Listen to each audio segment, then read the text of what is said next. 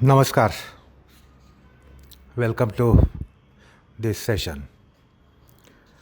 We have been dealing with Yatamana Vairagya, Yatamana Sagnya Vairagya, which is of the nature of moderation, temperance, as it has been repeatedly said.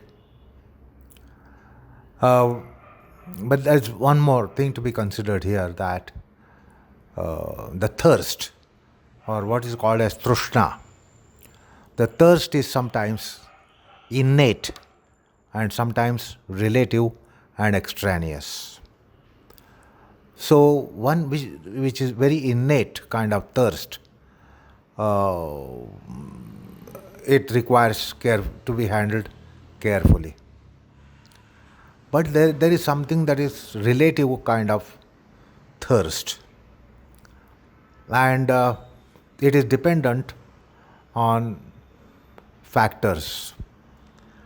Say, for instance, if the atmosphere is very cloudy, overcast conditions, gloomy conditions, Indians are used to going for a cup of tea and some bhajia. And though these are onion bhajiyas, it is because of gloom outside, this the thirst for these things surface. So it is relative to weather condition. Uh, and if it is very, very, very hot, then something like ice cream. So if you have been out and if you are in sun and then it is very hot, so the thirst for something like aerated water, what is called as cool drinks or ice cream. So these thirsts surface and they are quite irresistible. But however, they are relative. This has to be understood. So they depend upon conditions, outside conditions, conditions outside, weather, climate, situations. Uh, then another thing that one is familiar with is that when somebody is in traveling, then in traveling, just because one is on the train or on a coach or on a flight, the munching becomes quite a characteristic kind of thirst. So one likes to keep on munching. Now, usually person does not keep on munching, but then when you are on travel in journey, you have nothing else to do.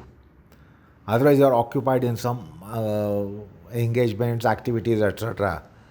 So munching is not the nature. But when such a person starts traveling, uh, and then this becomes a kind of thirst that you should be munching something or the other, and quite frequently.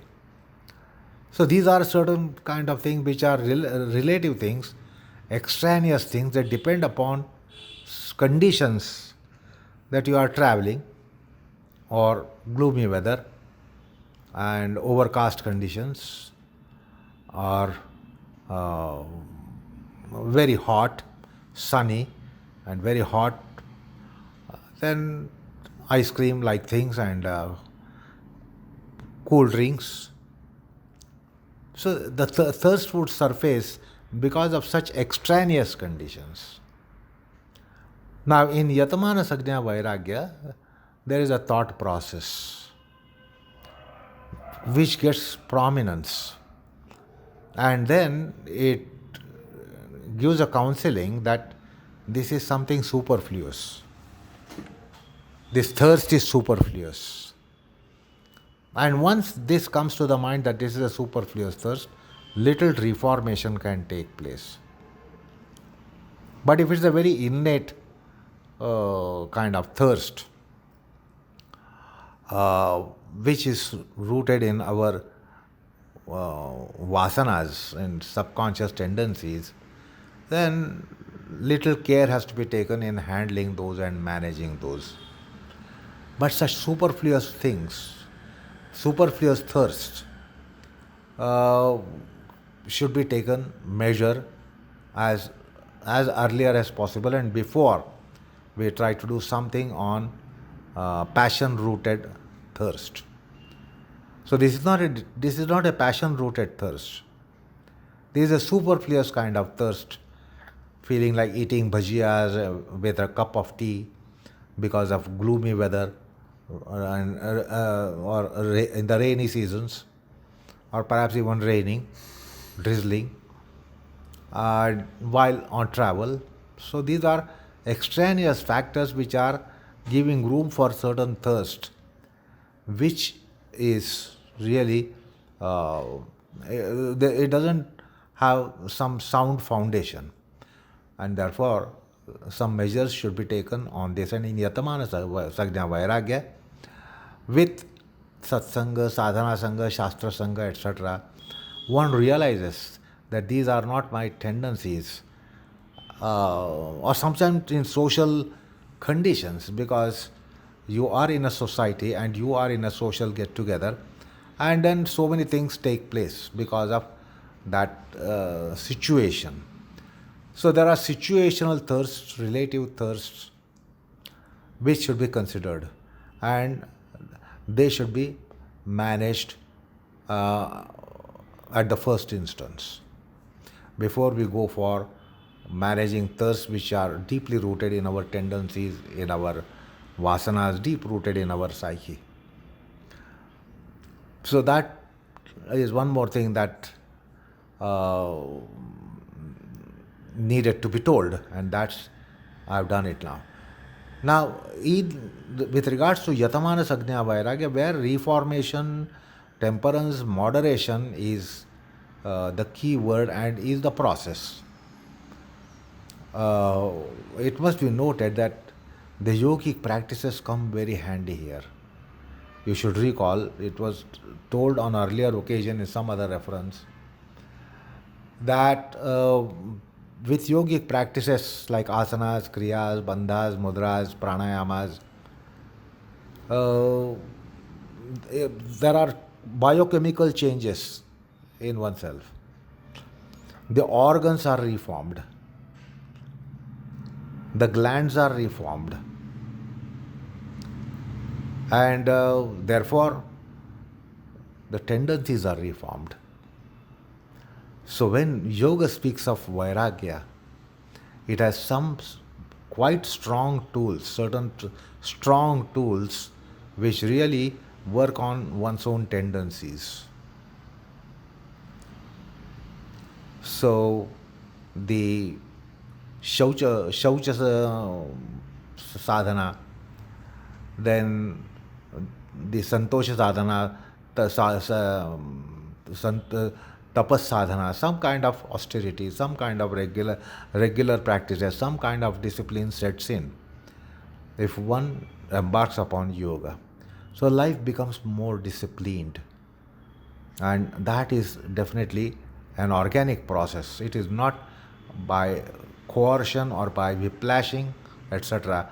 Very organically, there is discipline sets in by the practices of yoga, because it works on our physiology, it works on our neurology, and that's a very important axis uh, to be working on reformation of the mind, particularly with regards to passions. So, when Patanjali speaks about Vairagya, it must be understood there is a big difference between Patanjali speaking about Vairagya and other normative philosophers speaking about Vairagya. They have just advices to give. Uh, Whereas Patanjali has certain tools and instruments to back up the advice, and he gives certain tools, certain machineries for Vairagya to be constituted at very chemical processes in our body and mind. So, biochemical processes, electrochemical processes. So, there are tools to work on it. If you recall, I told you about the Granthi Trayas, the Shat Chakras, So these are all technology aspects of yoga, which work quite at the infrastructural tendency uh, aspects, and that makes Patanjali and yoga score over. Others have merely sermons to give, why Vairagya and how Vairagya, etc. And we have seen how uh, the social perspective of it, the health perspective of it, etc. Um, but Patanjali has a technology. That one thing should be underlined. Then I told you Yatamana Vairagya, Yatamana Sagna Vairagya goes a long way. Because what we feel that we are quite reformed, with our endeavors continued, the holistic practices continued, such as Satsanga, Sadhana Sangha, Shastra Sangha, Yajna Dana Tapas principles, and Ahar Vihar, Achar Vichar, more and more sattvic. So, if we think today we are quite moderate and temperate, at a next rung, we realize that we are not that temperate and moderate. So, we can go for a higher rung of moderation and temperateness. So, as the yogic practices bloom and blossom, we will be going for more and more temperate conditions, more and more moderate conditions, where earlier conditions seem to be intemperate and immoderate. So there's quite a extensive journey on the plane of Yatamana Sagna Vairagya. When one is adhering to principles of yoga, inculcating the values, imbibing the values, practicing the values of yoga, and then technology. Again, the technology is progressive as you become more and more proficient in your yamaniyama sadhana, asana sadhana, pranayam sadhana. Naturally, with graduated levels, there is greater scope to reform our tendency body. And this must be underlined. When Patanjali speaks about Vairagya, uh, he has something to offer by way of practices which change very chemical processes in our embodiment and very chemical processes in our thought. And that comes a great way.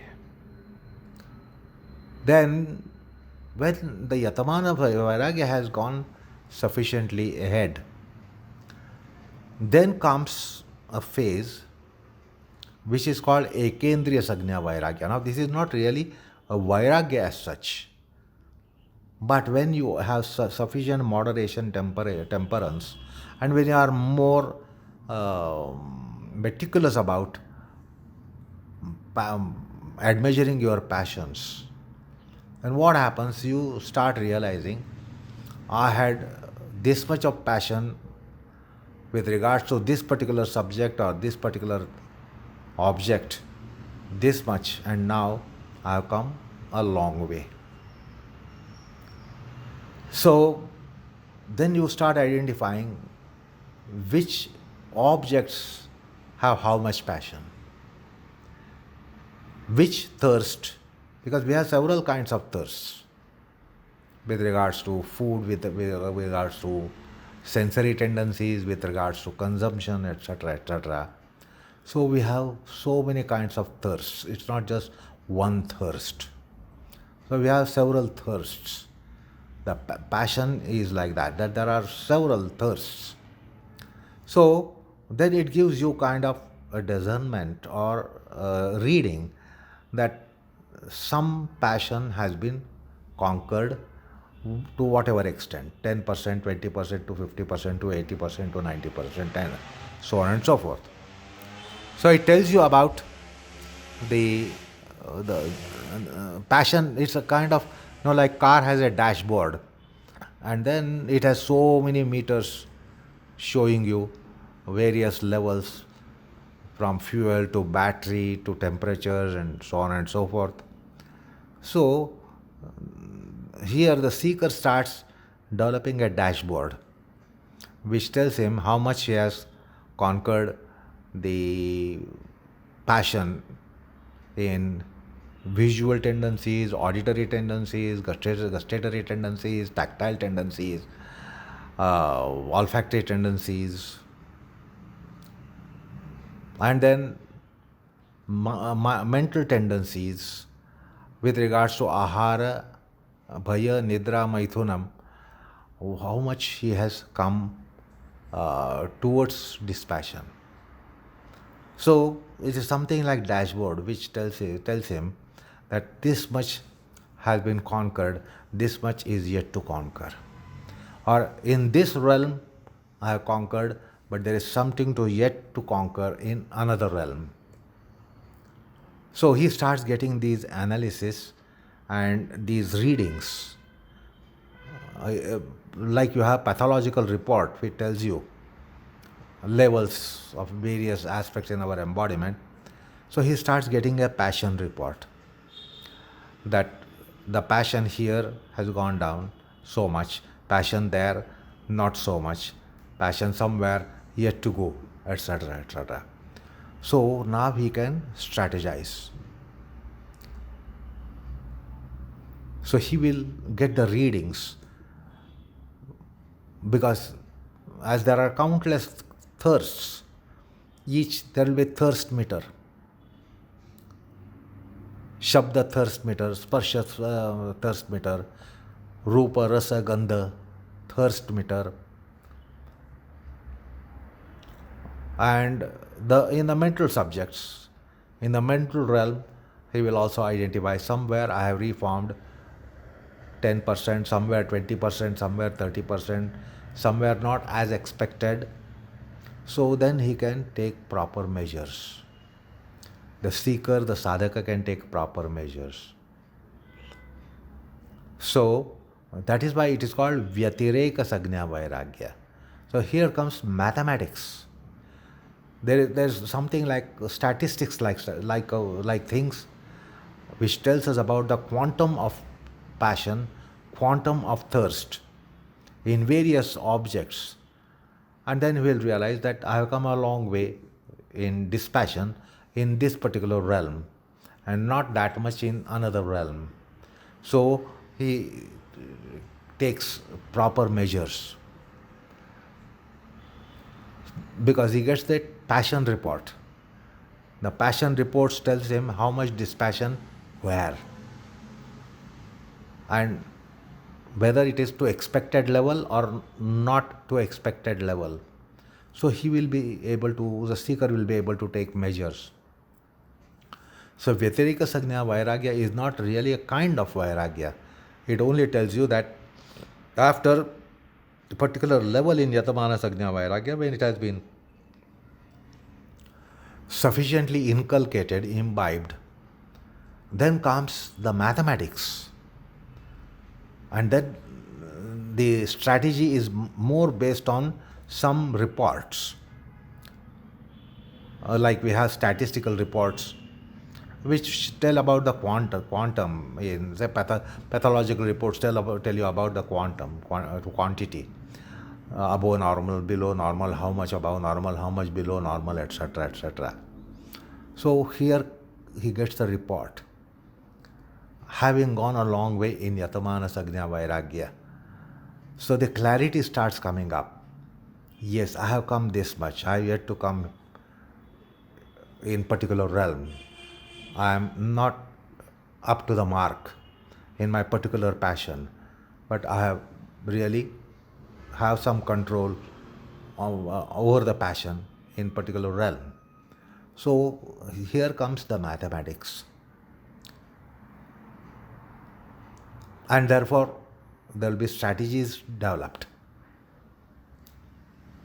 When you have pathological report, you know what step to take for prognosis, the diagnosis and prognosis. If you don't have report, you understand the difficulty. to be going for any diagnosis and prognosis. So you require a pathological report to start with.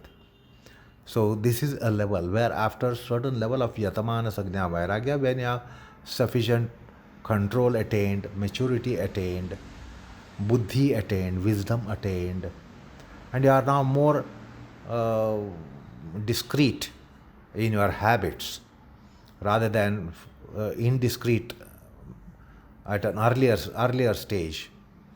So now comes a stage where he's, the seeker starts, the sadhaka starts getting report. How much dispassion attained, how much attained more than expected, where not attained more than expected, where there is lagging behind.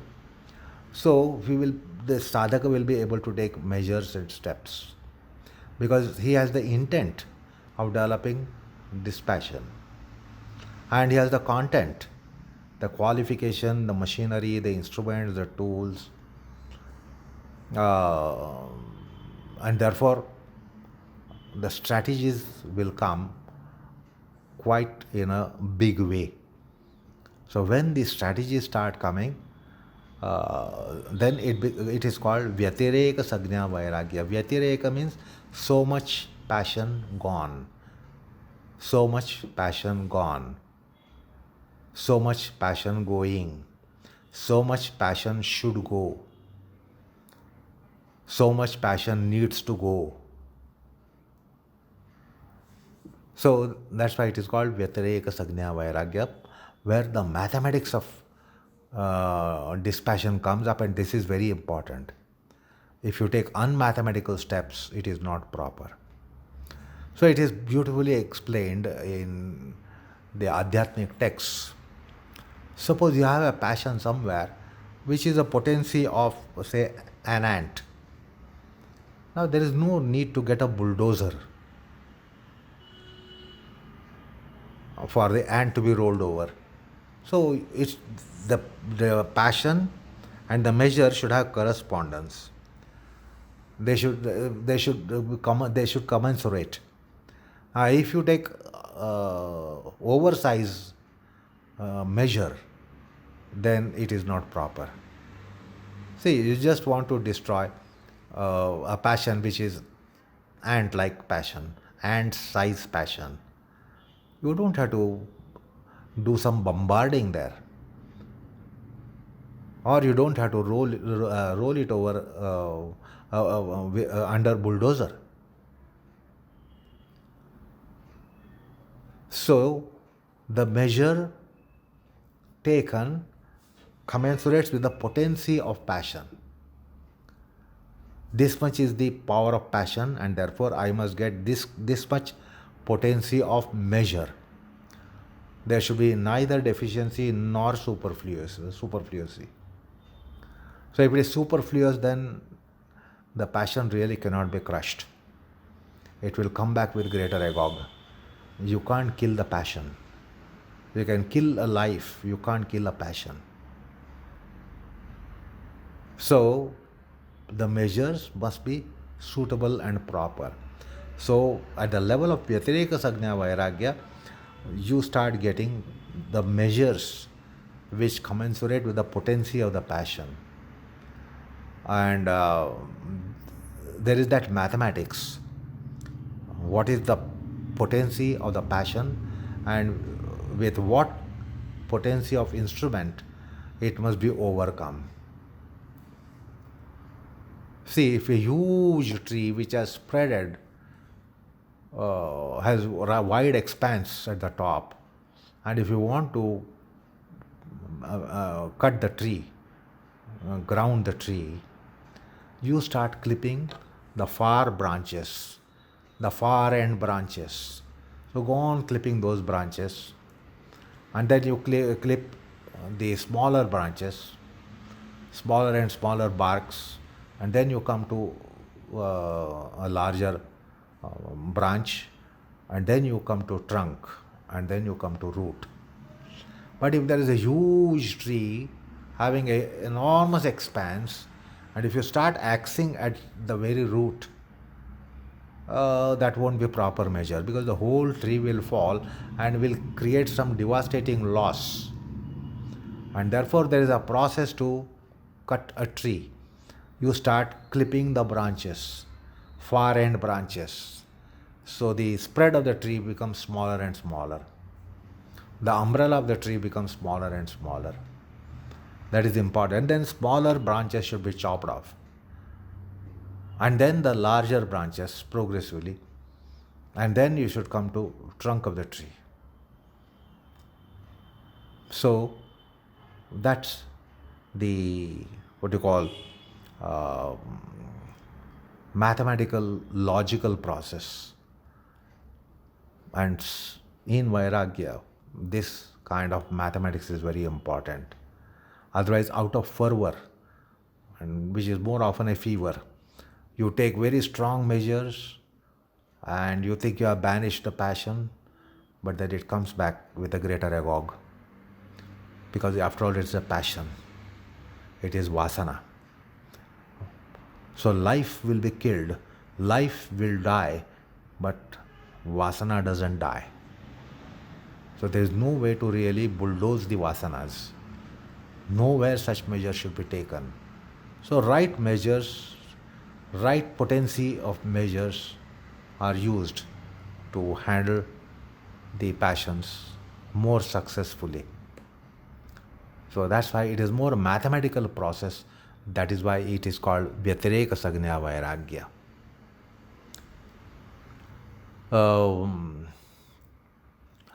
So the reformation picks up a pace because of this very mathematical process, the reports, passion reports at hands. So it tells you about facts and figures about passions, potency of the passions. And then you are also sufficiently matured enough to use suitable tool, means to uh, overcome that passion. Now, when it comes to dealing with passion, again, there's a very important kind of stage, and a very important precept comes here. One thing should be known, that the passion cannot be killed. As I said, life can be killed, passion cannot be killed. And therefore, such a measure is never advocated in classical Vairagya. So in classical Vairagya, you are supposed to invest your mind on a higher, nobler principle. The principle is said to be param drushtva nivartante. The passion goes away when you invest your passion in a higher object, a superior object, superior goal. So we'll have to heighten our passion. So the passion is not countered by dispassion. Passion is countered by higher passion, more cultured passion. So one should develop passion for more cultured, more sublime objects and ends. So higher passion will treat and take necessary steps against lower passion. So passion is not to be countered by dispassion. Now these things will be realized, revealed, assimilated, digested, and then perhaps applied when you have gone sufficient way in moderation and temperance. So seek the higher, the thirst for lower will go. This is the principle. Param drushtva nivartante. You should not just dry out your thirst. You must have thirst for higher things, superior things, more nobler things. So have a thirst for noble, the thirst for ignoble will go, and then it will go quite permanently. But if you are just trying to dry out your thirst, it won't go that way. So, important lesson comes at the level of mathematics of Vairagya coming up, where you are told the passion is not to be encountered by dispassion, but by higher passion, more sublime passion, more noble passion. So don't give up passion. For Vairagya, you should not give up passion. That won't work, that will backfire. So this is important precept that comes in classical Vairagya.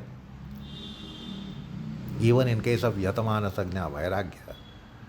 See, even when the young children who are in their prime age, when they are under the gravity of examinations, public examinations, they become quite moderate, temperate. Why? Because now their focus is on studies and they want to come with flying colors. So they are engaged in studies so much that the passion doesn't get any encouragement. So during those 2-3 months, or sometimes 3-4 months, it depends upon the examination, then they become very serious students. They become serious. Otherwise, a young person, you will never see seriousness. In prime age, you don't have seriousness. Otherwise, you are frolicsome.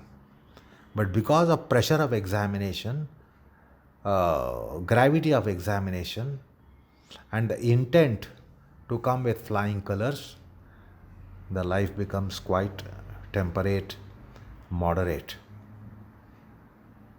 Why? It is because they have set a higher goal.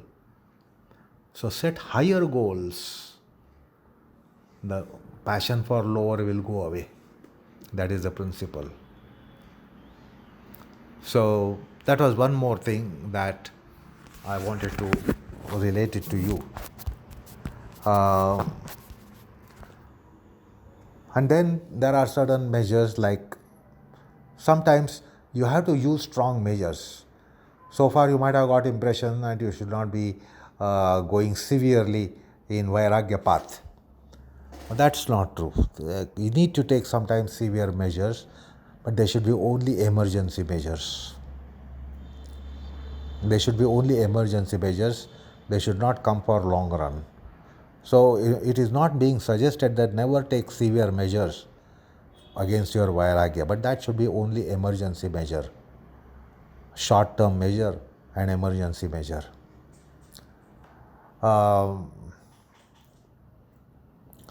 Sometimes when the passion is having some indecency, so when such passion bubbles up, you must come out in social gravity. So your indecency will be discouraged, because many times the passion is in the realm of indecencies, and those passions are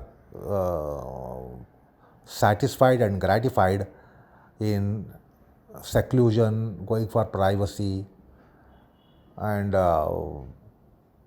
there are certain such passions. There is some inherent factor of indecency, and one knows that there is indecency in such kind of passion consumption or passion encouragement. In that case, one should break any isolation that might be around and come out in social, so that indecency will be discouraged. And that's a temporary measure again. So as and when it happens, that is one measure one has to take. A measure should be taken like that. Or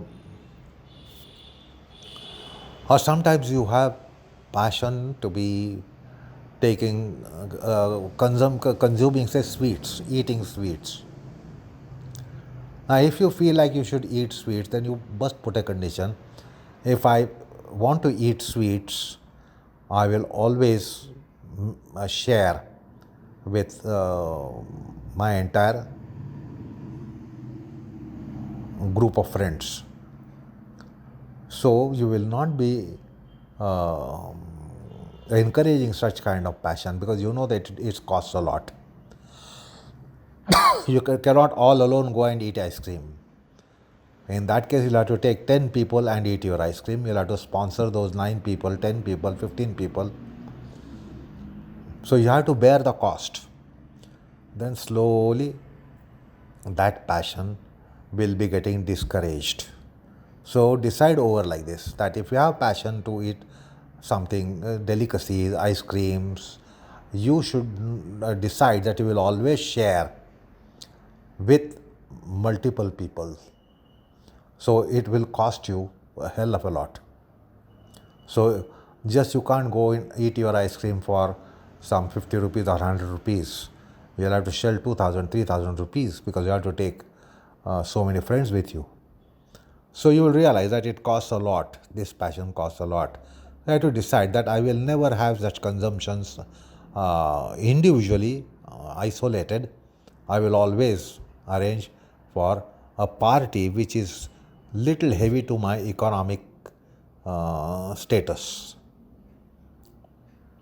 So you should feel that it costs a lot, that my passion costs a lot.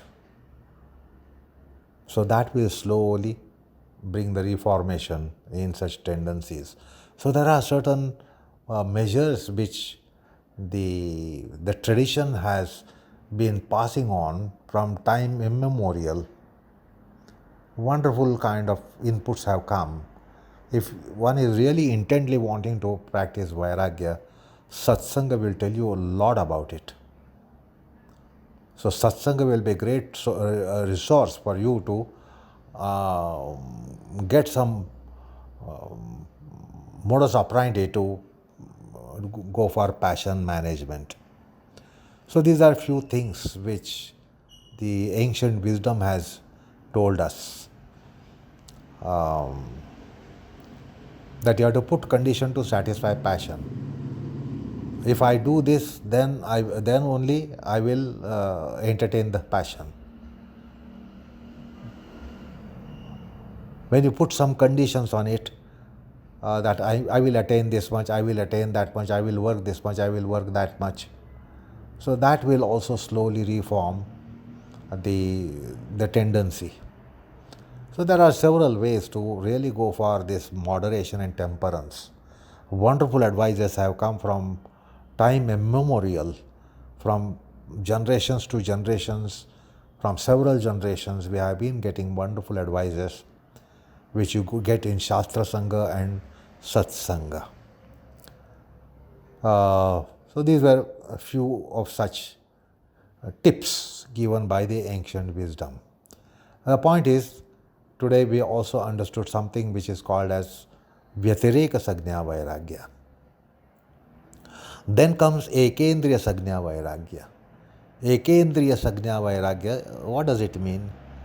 That means most of your senses, your senses are reformed. You are quite matured and you are quite temperate and moderate and very, very decent person, and the passions have been really overcome to a very great extent. But yet there is a passion in a very deep organ of psyche, and that surfaces now and then. So in some deep organ of psyche, there is still that passion. So that will tell you that you will have to go for more and more of satsanga, more and more of sadhana sangha, more and more of shastra sangha, and again reinforce the satvik ahar vihar achar vichar etc. So the sadhana must be increased, satsanga must be increased, shastra sangha must be increased, sattva sangha should be increased. So we'll have to get more and more sattva gunas getting into ourselves, so that passion which is in a deep organ, psychic organ, which now and then sprouts in the mind, that needs to be conquered. So, in the path of Adhyatma, this is not for just a common man, layman, and one who is not in spiritual pursuit quite seriously.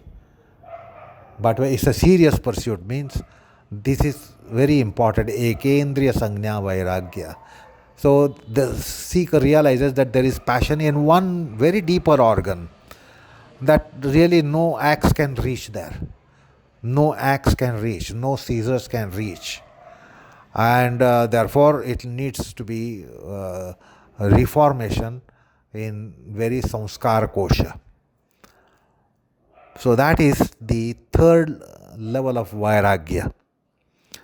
Yatamana Vyatireka Ekendriya. And then finally comes the fourth level of lower vairagya, which is Vashikara Sagnya Vairagya.